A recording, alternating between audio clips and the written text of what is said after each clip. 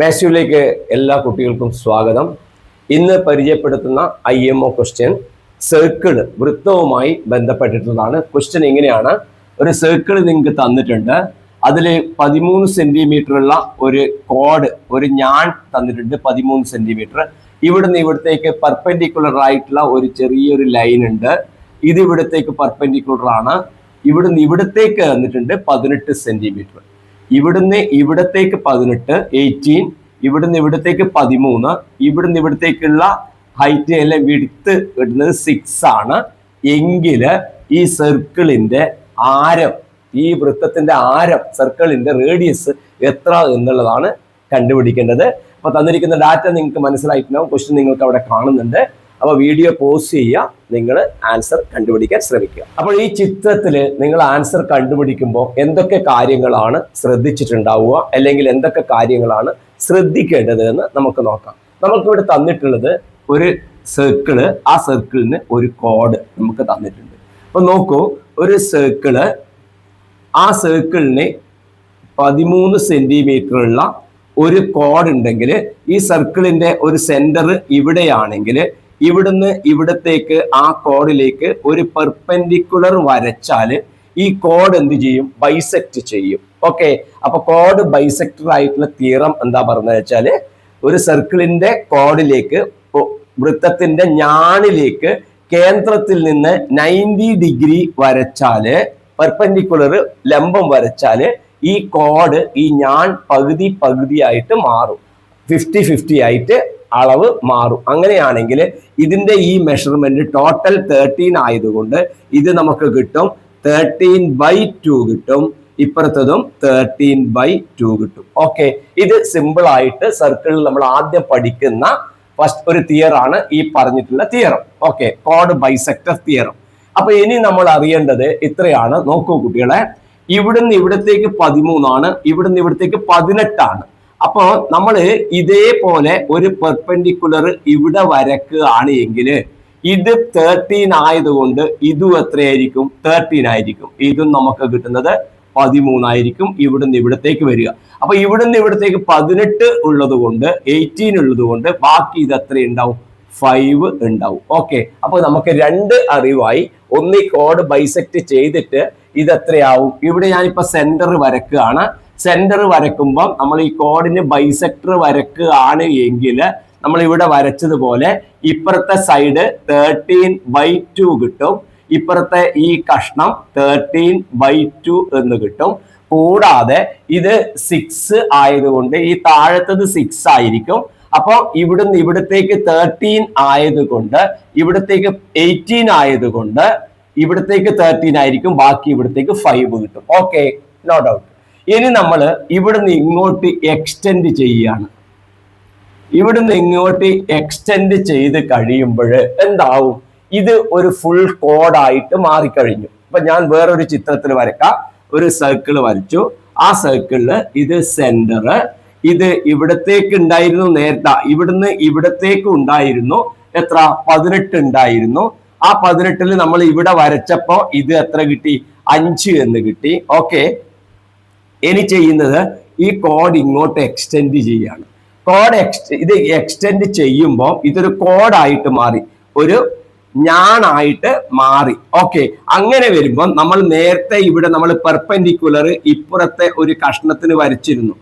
ഇപ്പുറമുള്ള ഈ കോഡിലേക്ക് നമ്മൾ എന്ത് ചെയ്തിരുന്നു? ഒരു പെർപെൻഡിക്കുലർ വരച്ചിരുന്നു. അപ്പോൾ ഈ കോഡ് 2 50-50 ആയിട്ട് മാറി. അപ്പോ ഈ 18നെ നമ്മൾ നീട്ടിയിട്ട് ഒരു കോഡാക്കി, ഒരു ഞാനാക്കി മാറ്റിയപ്പോൾ എന്ത് സംഭവിക്കും? ഇവിടുന്ന് ഇവിടത്തേക്ക് എത്രയുണ്ടോ അത് തന്നെ ആയിരിക്കും ഇവിടുന്ന് ഇവിടത്തേക്ക് വരിക.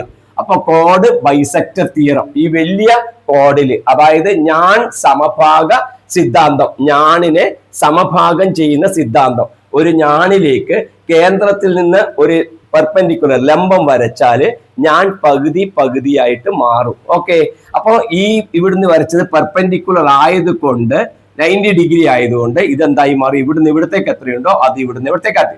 ഇവിടുന്ന് ഇവിടത്തേക്ക് നമുക്ക് കിട്ടിയത് 13/2 ആണ്.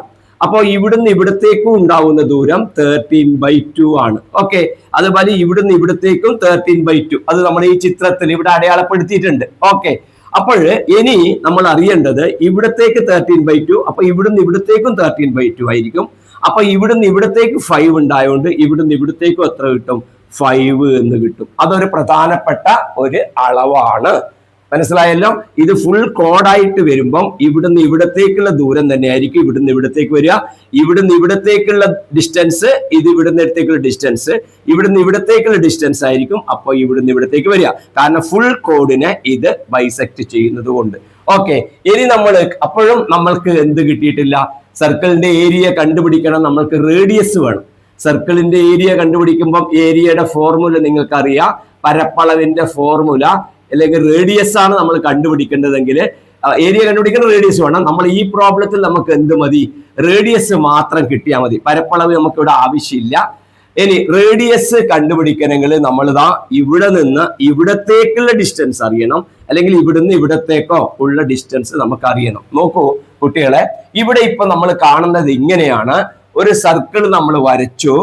ഒരു സർക്കിൾ വരച്ചപ്പോൾ ഇവിടുന്ന് ഇവിടത്തേക്ക് ഉള്ളത് 18 തന്നിരുന്നു.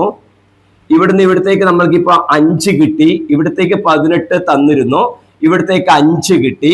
പിന്നെ നമ്മൾക്ക് ഈ ഡിസ്റ്റൻസ് നമുക്ക് ചോദ്യത്തിൽ 6 തന്നിട്ടുണ്ട്. അതായത് ഇവിടുന്ന് ഇവിടത്തേക്കുള്ള ഡിസ്റ്റൻസ് 6 എന്ന് ചോദ്യത്തിൽ തന്നിട്ടുണ്ടായിരുന്നു. ക്വസ്റ്റ്യൻ ഇങ്ങനെയായിരുന്നല്ലോ. ഓക്കെ, ഇവിടെ 6 തന്നിട്ടുണ്ട്. അപ്പോ ഈ കഷ്ണം, ഈ ലൈൻ ഇങ്ങോട്ട് എക്സ്റ്റെൻഡ് ചെയ്യാം. ഓക്കെ, അങ്ങനെ എക്സ്റ്റെൻഡ് ചെയ്യുമ്പോൾ നമ്മൾക്കിടെ എന്ത് വരും?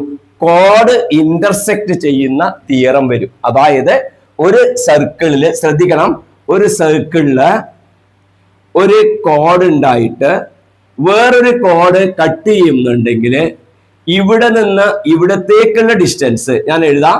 PA, ഇത് B ആണെങ്കിൽ, ഇത് C ആണെങ്കിൽ, ഇത് D ആണെങ്കിൽ കോഡ് രണ്ടും ഒരു പോയിന്റിൽ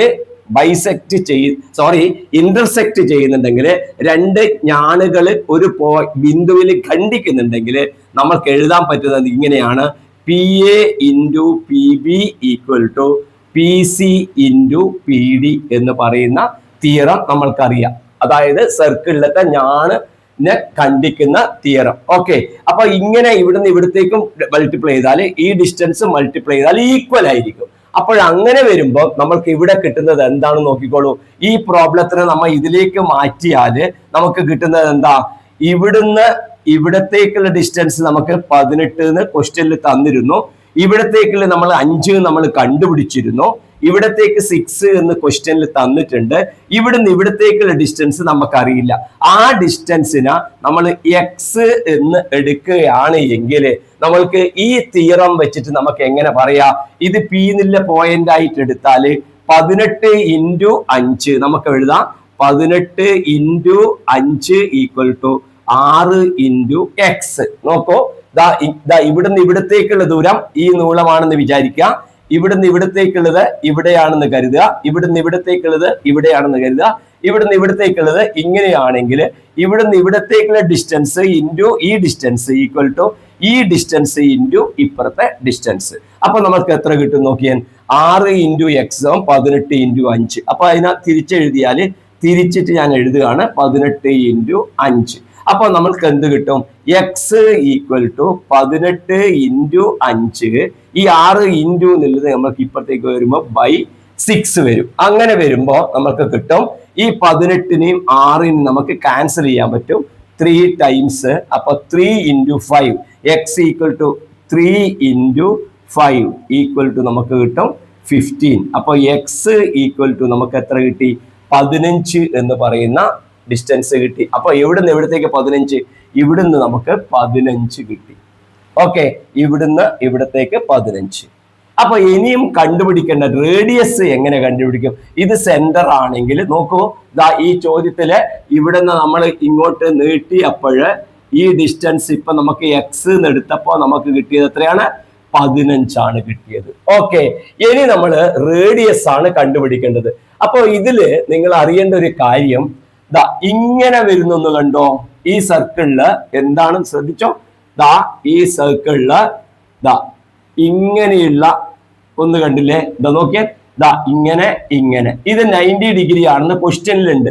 ഇത് 90 ഡിഗ്രി ആണെന്ന് കിട്ടും. അപ്പോ ഒരു സർക്കിളിലെ ആർക്കില് 90 ഡിഗ്രി വരുന്നുണ്ടെങ്കിൽ ആ ആംഗിളിന്റെ എൻഡ് പോയിന്റ്സ് എവിടെയായിരിക്കും? ഡയമീറ്ററിൽ ആയിരിക്കും.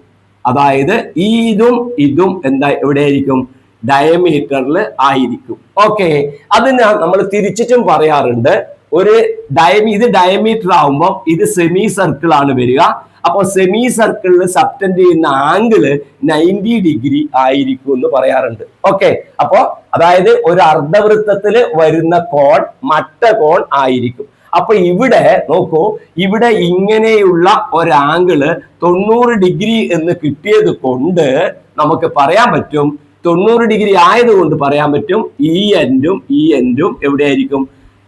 ഇത് ഒരു ഡയമീറ്റർ ആയിരിക്കും എന്ന് പറയാൻ പറ്റും നമുക്ക്. ഓക്കെ, സെമി സർക്കിൾ ആയിരിക്കും, അതുകൊണ്ട് ഇത് ഡയമീറ്റർ ആയിരിക്കും. അപ്പോ നമ്മൾ ഇവിടെ നമുക്ക് ഇങ്ങനെ വരക്കുകയാണ് എങ്കിൽ നോക്കിക്കോളൂ, ഇങ്ങനെ വരക്കുകയാണ് എങ്കിൽ എന്ത് സംഭവിക്കും? ഈ ട്രയാങ്കിള് എന്തായിരിക്കും? ഒരു റൈറ്റ് ട്രയാങ്കിൾ ആയിരിക്കും. അതുകൊണ്ട് തന്നെ ഇതിനെ ഞാൻ എ എന്ന് വിളിക്കാം, ഇതിനെ ഞാൻ ബി എന്ന് വിളിച്ചാൽ എ ബി എന്ന് പറയുന്നത് എന്തായിരിക്കും? ഈ സർക്കിളിന്റെ ഡയമീറ്റർ ആയിരിക്കും. അപ്പോൾ നമ്മൾ എ ബി എന്ന് പറയുന്ന ഡിസ്റ്റൻസ് കണ്ടുപിടിക്കുകയാണ് ഇനി നമ്മൾ ചെയ്യേണ്ടത്. അത് നമ്മൾക്ക് എങ്ങനെ കണ്ടുപിടിക്കാൻ പറ്റും? നോക്കൂ, റൈറ്റ് ട്രയാങ്കിളിന്റെ എന്തൊക്കെ നമുക്ക് തന്നിട്ടുണ്ട്? റൈറ്റ് ട്രയാങ്കിളില് നമ്മൾക്ക് തന്നിരിക്കുന്നത്, ഈ വലിയ ട്രയാങ്കിളില് നമുക്ക് തന്നിരിക്കുന്നത് എന്താ? നോക്കൂ, ഇവിടുന്ന് ഇവിടത്തേക്കുള്ള ഡിസ്റ്റൻസ് ക്വസ്റ്റ്യനിൽ നമുക്ക് തന്നിട്ടുണ്ട്, ചോദ്യത്തിലുണ്ട് 13 എന്നുണ്ട്. ഇവിടുന്ന് ഇവിടത്തേക്കുള്ള ഡിസ്റ്റൻസ് ആണ് വേണ്ടത്. അത് ഇവിടുന്ന് ഇവിടത്തേക്ക് 6 ഉണ്ട്, ഇവിടുന്ന് ഇവിടത്തേക്ക് 15 ഉണ്ട്. അപ്പോൾ ഈ ഡിസ്റ്റൻസ് എത്ര വരും? 6 + 15, അതായത് നമുക്ക് കിട്ടുന്നത് 21 എന്ന് കിട്ടും. അതായത് ഈ ഡിസ്റ്റൻസ് 21 കിട്ടി. ഇത് ഒരു റൈറ്റ് ട്രയാങ്കിൾ ആണ്. ഓക്കെ, ആ റൈറ്റ് ട്രയാങ്കിളിന് ഞാൻ പേര് ABP എന്ന് കൊടുത്തു കഴിഞ്ഞാൽ നമുക്ക് എഴുതാൻ പറ്റും ഹൈപ്പോട്ന്യൂസ് സ്ക്വയർ, അതായത് AB square equal to AP square plus PB square എന്ന് എഴുതാൻ പറ്റും. AP square plus PB square എന്ന് എഴുതാൻ പറ്റും. അതായത് അതിന്റെ പൈത്തഗോറസ് തിയറം പ്രകാരം hypotenuse square equal to base square plus altitude square, base square plus altitude square, അല്ലെങ്കിൽ altitude square plus base square എന്ന് എഴുതാം. അപ്പോൾ അത് ഈ തരത്തിൽ നമുക്ക് എഴുതാൻ പറ്റും. AP എന്ന് പറയുന്ന ഡിസ്റ്റൻസ് എത്രയാണ്? AP 13 സ്ക്വയർ പ്ലസ് PB എത്രയാണ്? 21 സ്ക്വയർ. AP 13ന്റെ സ്ക്വയർ നമുക്ക് കിട്ടും 169. അതെങ്ങനെയാണ് കിട്ടുക? 13 × 13 നമുക്ക് കിട്ടും 169 എന്ന് കിട്ടും. പ്ലസ് 21 സ്ക്വയർ, 21 × 21 മൾട്ടിപ്ലൈ ചെയ്താൽ നമുക്ക് കിട്ടും 441 കിട്ടും. അപ്പൊ പ്ലസ് 441. അപ്പൊ ഇനി എന്ത് ചെയ്യണം? ഈ 169ഉം 441 കൂടി ആഡ് ചെയ്യണം. 9, 10, 6, 7, 11, ബാക്കി 1, 2, 4, 610 എന്ന് കിട്ടും. ഈക്വൽ ടു 610 എന്ന് കിട്ടും. ഇതിന്റെ ആൻസർ 441. ഓക്കെ, 59, 600, 610 എന്ന് കിട്ടും. ഇതെന്താണ്? AB സ്ക്വയർ ആണ്, √610. അപ്പൊ AB നമുക്ക് കണ്ടുപിടിക്കാം.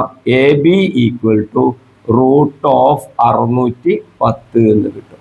ഓക്കെ, √610 നമ്മൾ സിംപ്ലിഫൈ ചെയ്ത് കഴിഞ്ഞ് അപ്രോക്സിമേറ്റ്ലി ഇതിൽ ഇങ്ങനെയാണ് ഏകദേശ വില നമുക്ക് എഴുതാം. 24.7 ഏകദേശ വില നമുക്ക് കിട്ടും AB ആയിട്ട്.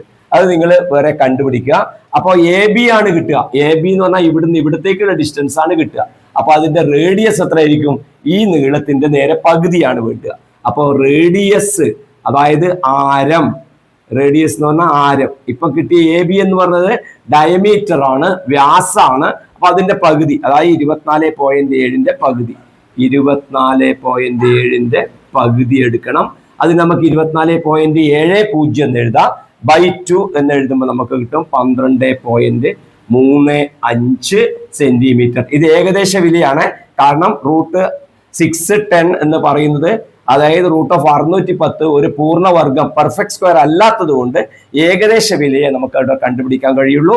അപ്പൊ 12.35 എന്ന് പറയുന്ന ഏകദേശം അപ്രോക്സിമേറ്റഡ് ആയിട്ടുള്ള ഒരു വാല്യൂ നമുക്ക് സെന്റിമീറ്റർ നമുക്ക് കിട്ടുന്നു, റേഡിയസ് ആയിട്ടുള്ളതാണ്. ഇതാണ് ഇപ്പോൾ നമ്മൾക്ക് അവിടെ നിങ്ങൾ കണ്ടിട്ടുള്ള ചോദ്യം വരുന്നത്. ഞാൻ ഒന്നും കൂടെ ബ്രീഫ് ചെയ്യാം. ഈ ക്വസ്റ്റ്യനില് സർക്കിള് ചെറിയ ഒരു കോഡ് റേഡിയസ് വരക്കുമ്പം അത് പെർപെൻഡിക്കുലർ ആയതുകൊണ്ട് പകുതിയായിട്ട് 50-50 ആയിട്ട് ഈ ഡയഗണൽ ബൈസെക്ട് ചെയ്യും. ഈ കോഡ് ബൈസെക്ട് ചെയ്യും. പിന്നെ ഇതിന്റെ നീളം 13 ആണ്, ഇവിടുന്ന് ഇവിടത്തേക്ക് 18 ആണ്. അപ്പൊ ഇതിന് നേരെ ഇങ്ങനെ വരക്കുമ്പോൾ ഇത് 13 ആവും, ബാക്കി ഇത് 5 ആവും. അപ്പൊ ഈ അങ്ങോട്ട് നീട്ടിക്കഴിഞ്ഞാല് ഇത് ഫുൾ വലിയൊരു കോഡായി, വലിയൊരു ഞാണായി. അപ്പൊ ഈ കോഡ്, ഈ റേഡിയസ് ഈ കോഡിനെ 50-50 ആക്കും. അപ്പൊ ഇത് 5 ആയതുകൊണ്ട് ഇതും അപ്പോ എത്രയായിരിക്കും? ഇത് 5 ആയിരിക്കും. അതാണത്. പിന്നെ ചോദ്യത്തിൽ ഇവിടെ 6 എന്ന് നമുക്ക് തന്നിട്ടുണ്ട്. ചോദ്യത്തിൽ തന്നത് ഒന്നിവിടെ 13, ഒന്നിവിടെ 18, പിന്നെ ഇവിടെ 6, ഇതാണ് തന്നത്. അപ്പൊ നമുക്ക് ഇത് 5 എന്ന് കിട്ടി. ഇനി നമ്മൾ പറയുന്നത് എന്താന്ന് വെച്ചാല് ഈ 6 സെന്റിമീറ്റർ ഉള്ള ഈ ലൈനിനെ ഇങ്ങോട്ട് നീട്ടിയിട്ട് ഒരു കോഡാക്കി, ഒരു ഞാണാക്കി. അപ്പോ ഒരു സർക്കിളില് 2 ഞാണുകള് ഇന്റർസെക്ട് ചെയ്യുമ്പോൾ, 2 ഞാണുകള് ഖണ്ഡിക്കുമ്പോൾ, മുറിക്കുമ്പോൾ അവയുടെ റിലേഷൻ, അതായത് ഈ മുട്ടിയെടുക്കുന്ന ഇവിടത്തേക്കുള്ള നീളവും ഈ നീളവും ഇങ്ങോട്ടുമുള്ള പ്രൊഡക്റ്റ് ഗുണിച്ച് കിട്ടുന്നത് ഈക്വൽ ആയിരിക്കും. അപ്പൊ ഈ നീളം നമുക്ക് കിട്ടിയിട്ടുണ്ട് 13, ഇത് നമ്മൾ കണ്ടുപിടിച്ചു 5, ഇത് തന്ന് 6, ഇവിടുന്ന് ഇവിടത്തേക്കുള്ള നമുക്ക് അറിയില്ല, അതിന് എക്സ് എടുത്തു. അപ്പൊ ആ റിലേഷനിൽ നമ്മൾ ചെയ്യുമ്പോൾ നമുക്ക് എക്സിന്റെ വില 15 എന്ന് കിട്ടി. ഇനി നമ്മൾ അറിയേണ്ടത് ഇതിന്റെ ഈ റേഡിയസ് ആണ് അറിയേണ്ടത്, അതിന് ഡയമീറ്റർ അറിയണം. അതിനു വേണ്ടി ഇങ്ങനെ നോക്കുമ്പോൾ വലിയൊരു റൈറ്റ് ട്രയാങ്കിൾ ഇവിടെയുണ്ട്. അപ്പൊ അതിന്റെ ഒരു പെർപെൻഡിക്കുലർ ഇതാണ്. ഇത് അതിന്റെ ബേസ് ആയിട്ട് എടുത്തു കഴിഞ്ഞാല് നമുക്ക് ഹൈപ്പോട്ടന്യൂസ് ഇതായിട്ട് എടുത്താൽ നമുക്ക് എന്ത് ചെയ്യാൻ പറ്റും?